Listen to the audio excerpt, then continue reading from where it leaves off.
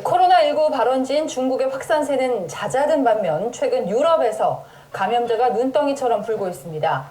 먼 나라 얘기도 아닙니다. 오늘 국내에서 새롭게 확진 판정을 받은 사람들 중에는 2주 전에 유럽 여행을 갔던 남성도 포함됐습니다. 이제는 유럽발 바이러스가 유입될까 걱정할 시점이 됐습니다. 염정원 기자입니다. 어제 확진 판정을 받은 은평구의 87년생 남성은 최근 유럽 여행을 다녀온 사람입니다. 지난달 23일부터 열흘간 프랑스와 스페인 등을 여행하고 지난 3일 귀국했습니다. 그런데 귀국 이틀 후 발열 증상 등이 나타났고 이튿날인 그제 검사를 받아 최종 확진 판정을 받았습니다. 정부는 여행 기간 바이러스에 감염됐을 가능성을 의심하고 있습니다. 이탈리아나 중동 지역에서도 지역사회 감염이 많이 증가하고 있고 우리나라에는 다시 또 유입의 우려성을 높이기 때문에 이 부분을 좀 같이 전망을 하면서 대응을 하고. 최근 유럽에선 코로나19가 빠르게 확산되고 있습니다.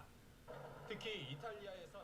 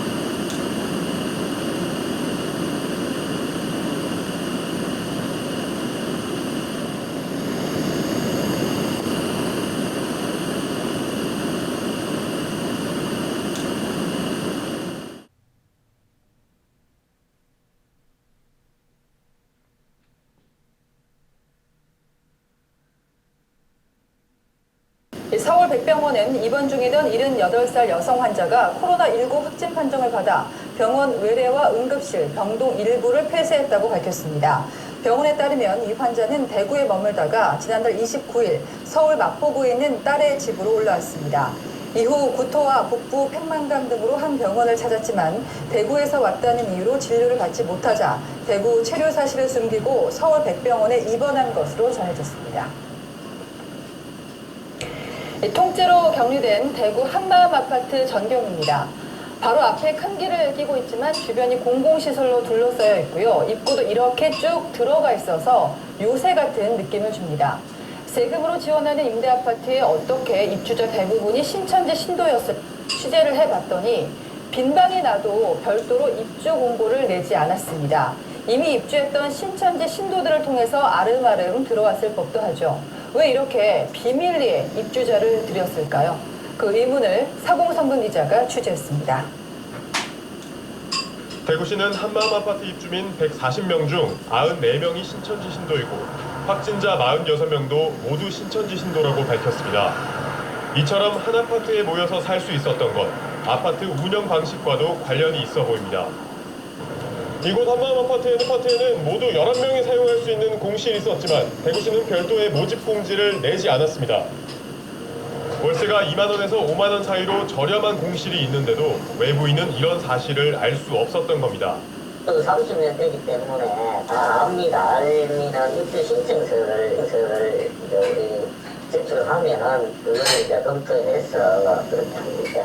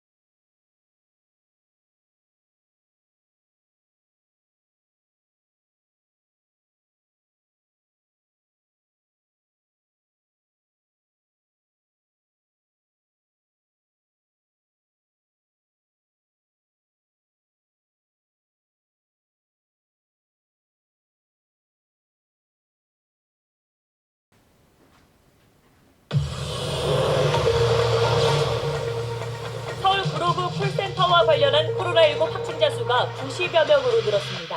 대구에서도 시내 6개 콜센터에서 직원 10명이 확진 판정을 받았습니다. 국내 코로나19 누적 확진자 수는 오늘 새벽 0시 기준 7,755명으로 집계됐습니다.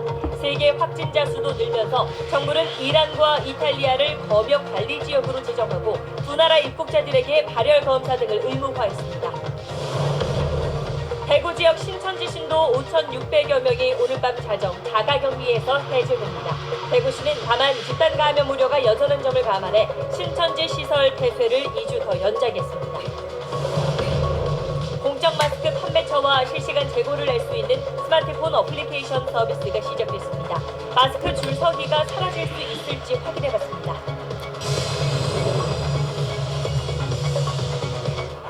나가지 말자니까. 한 바퀴 더. 현대 수소 전기차. 네, 오늘 8시 뉴스는 우선 서울 구로구 콜센터에서 나온 코로나19 환자부터 살펴보겠습니다. 그 건물에서 일하던 사람, 또 살던 사람들에 대한 검사가 오늘도 이어진 가운데 지금까지 확인된 환자는 모두 98명입니다. 자세한 내용은 현장에 나가 있는 취재 기자에게 들어보겠습니다. 자, 김덕현 기자, 어제 이 시간보다 환자가 20명 이상 늘어났네요. 네, 콜센터 관련 확진자가 어제 저녁보다 크게 늘어 100명에 육박합니다. 지금까지 확진자는 98명인데 서울 69명, 경기 14명, 인천 15명입니다. 추가된 확진자들은 모두 11층에 있는 콜센터 직원과 그 가족들입니다. 빌딩 7, 8, 9층 콜센터에서 일한 553명은 자가 격리 상태로 검사를 받고 있는데 이들 중에선 지금까지 확진자가 나오지 않았습니다. 자, 그 다른 층에 있던 콜센터 직원들 가운데 아직 환자가 나오지 않은 건 다행인데 그 건물에는 뭐 오피스텔이나 다른 사무실도 있잖아요. 그분들에 대한 검사는 어느 정도 진행됐습니까? 이 건물에서 살거나 일하는 사람은 모두 1,000명이 넘습니다. 콜센터 직원은 집단 감염이 발생한 11층에 207명, 7층부터 9층까지가 553명입니다. 13층부터 꼭대기 19층까지 오피스텔 주민이 260여 명, 콜센터를 뺀 다른 입주사 직원이 30여 명입니다. 이들 가운데 11층 직원들은 어제 모두 검사를 마쳤고 7, 8, 9층에서 일한 콜센터 직원 553명 가운데 절반가량이 검사를 마쳤습니다. 오피스텔 주민과 입주사 직원도 어느 정도 조사를 마쳤는데요. 이들의 검사가 모두 끝나야 집단 감염 사태의 전체 윤곽이 드러날 걸로 보입니다. 콜센터 집단 감염이 방역의 최대 위기 요인이 되면서 서울시 등 지자체들은 관내 콜센터에 대한 전수조사를 벌이고 있습니다. 지금까지 코리아 빌딩에서 SBS 김덕현입니다. 네, 확진자들의 가족 가운데서도 감염된 사람이 나오고 있습니다. 앞서 들으신 대로 확진자들은 서울과 인천, 경기 이렇게 수도권 곳곳에 살고 있는데 이제 그 지역으로 퍼지는 걸 막는 게 더 중요해졌습니다. 이어서 민경호 기자입니다. 동네 구석구석을 누비고 있을 마을버스들이 차고지에 주차돼 있고 차고지 출입구는 차단돼 있습니다. 마을버스 기사가 지난 9일 확진 판정을 받았기 때문인데 이 기사는 구로 콜센터에서 전날 확진 판정을 받은 여성 직원의 남편입니다. 운전할 땐 마스크를 썼고 식사는 구내식당에서 했으며 이에 따라 동료 기사와 구내식당 직원 등 7명이 자가격리됐습니다. 마을버스 운행은 오늘 낮에야 재개됐습니다. 오후까지 다 비우고 다른 차 대체하고 오후 근무자부터 하는 거예요. 시내버스로 대체를 하고. 마을버스 운행이 재개된 이후에도 차고지에는 이렇게 방역 작업이 진행되고 있습니다. 콜센터 첫 확진자인 57세 여성의 남편과 아들, 강서구에 사는 직원의 군인 아들 등 16명이 가족 감염으로 확인됐습니다. 가족 외엔 지금까지 2명이 감염된 걸로 나타났습니다. 콜센터 직원을 지난주에 만난 인천 계양구 40대 여성이 어제 저녁 확진 판정을 받았습니다. 이 여성이 3차례 산책한 계양 경기장 주변도 방역 조치했습니다. 앞서 콜센터 직원과 같은 식당 옆 테이블에서 식사한 50대 남성이 확진 판정을 받았습니다. 되게 수동 다 했어요. 방역 다 했어요. 전체적으로 다 골목골목 다 했어요. 동사무소에서 나와서 다 했어요. 서울시는 집단 감염이 일어난 코리아빌딩 주변 신도림역 등 주요 환승역 10곳을 긴급 방역했습니다. SBS 민경호입니다. 보건당국은 애초 알려진 것보다 좀 더 이른 지난달 말부터 이 콜센터에 바이러스가 퍼졌을 가능성이 큰 걸로 보고 있습니다. 당국은 또 지금 100명 가까운 확진자들의 동선을 하나하나 다 쫓기는 어렵다고 보고 가족이라든지 가깝게 접촉했던 사람부터 우선 격리해서 검사하기로 했습니다. 이 내용은 남주현 기자입니다. 서울시는 역학조사 과정에서 지난달 26일 처음 코로나19 증상을 느꼈다는 한 확진자의 진술을 확보했습니다. 콜센터 내 바이러스 전파가 적어도 2주 전에 시작됐을 가능성이 커진 겁니다. 확진자들이 감염된 상태에서 접촉한 사람의 수도 그만큼 많아질 수밖에 없습니다. 보건당국은 확진자가 워낙 많고 동선이 수도권 전역에 퍼져 있어 환자의 동선을 일일이 추적하는 방식의 역학조사는 불가능하다고 인정했습니다. 동선을 분석을 하고 아주 특정, 불특정 다수의 그런 다중이용 시설까지 조사하는 그거는 힘들 거라고 생각을 합니다. 대신 가족 등 밀접 접촉자를 서둘러 격리해 검사하고 시민에겐 지난달 24일 이후 코리아 빌딩을 방문했고 코로나19 의심 증상이 있는 사람은 검사를 받으라는 안내 문자를 발송했습니다. 콜센터 환경에 대한 조사도 서두르고 있습니다. 몇 개의 환기구가 있고 이게 건물 전체에 대한 환기인 건지 아니면 분리돼서 환기를 하고 있는 건지 그런 거에 대해서도 현재 조사가 진행 중에 있습니다.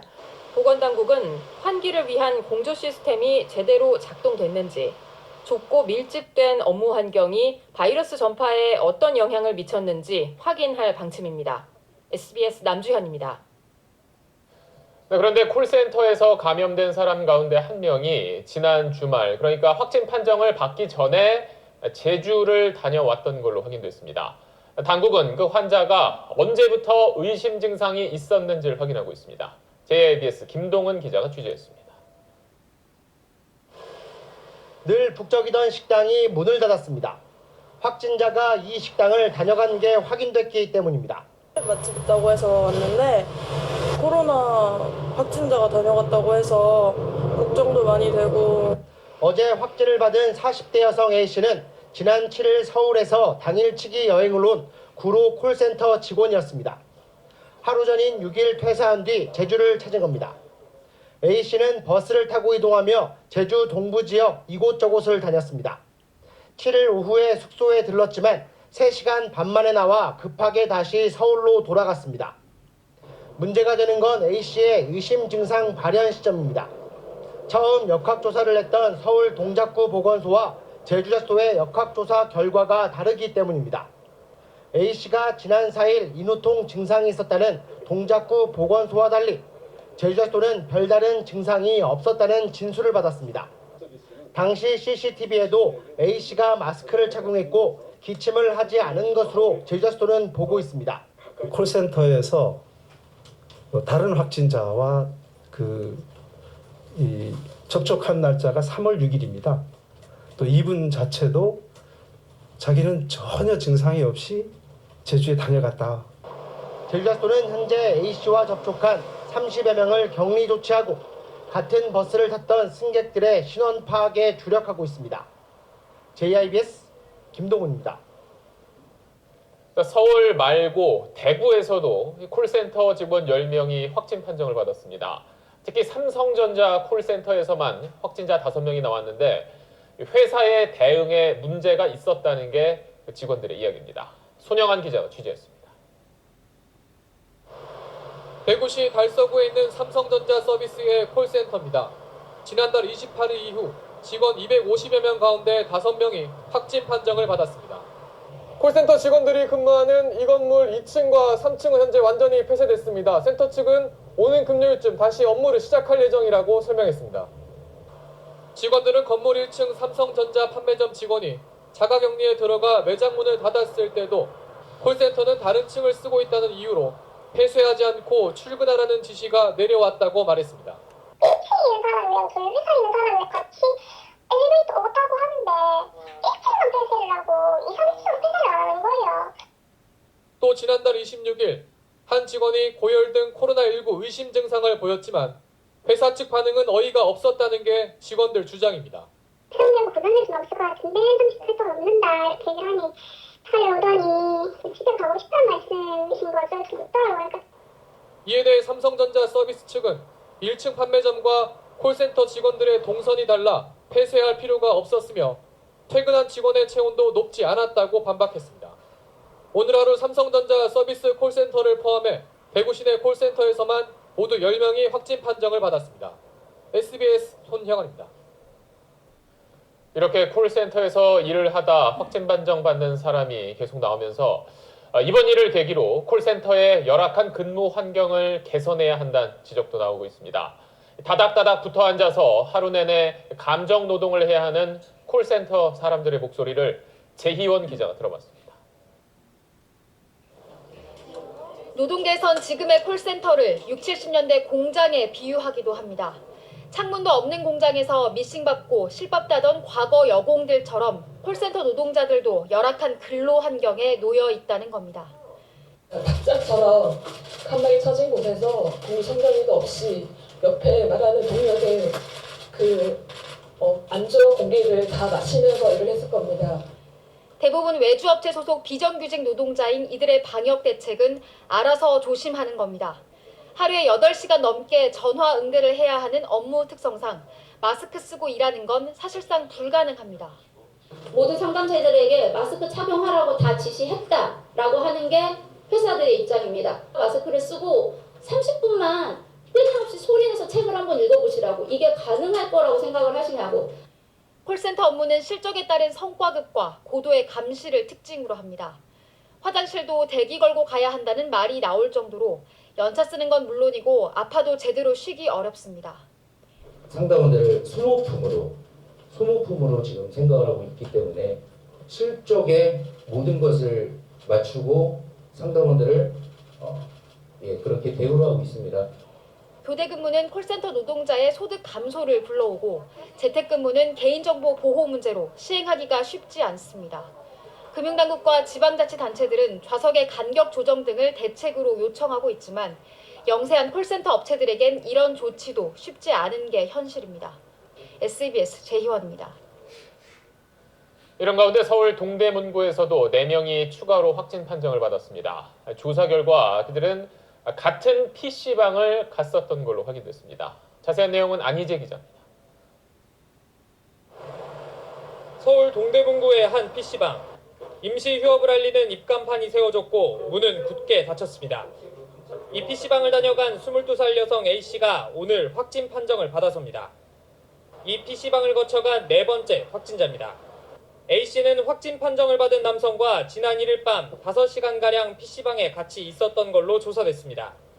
A씨는 지난 5일 기침 증세를 보이기 시작했는데 8일 새벽까지 3차례 PC방을 더 방문했고 주변 분식집과 카페 등도 방문한 걸로 파악됐습니다.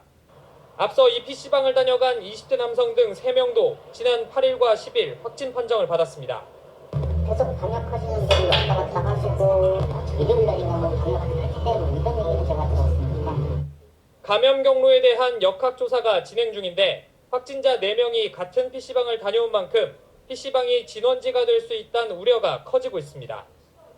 박원순 서울시장은 계약 연기 등으로 PC방 등 다중이용시설 이용자가 늘고 있다며 방문 자제와 임시 휴업을 권고했습니다. 영업 특성상 코로나19의 감염에 상당히 취약한 것으로 알려져 있기 때문에 영업 중단을 지금 저희들이 권고하고 있고 상황에 따라서는 영업 금지 행정명령까지 검토해 나가겠습니다. 보건당국은 해당 PC방 방문자들에 대한 역학조사도 진행할 계획입니다. SBS 안희재입니다. 자, 이번에는 다른 나라는 어떤지도 살펴보고 가겠습니다. 우선 유럽에서 가장 상황이 좋지 않은 이탈리아는 이제 환자 숫자가 10,000명을 넘어섰고 또 사망자도 매일 늘고 있습니다.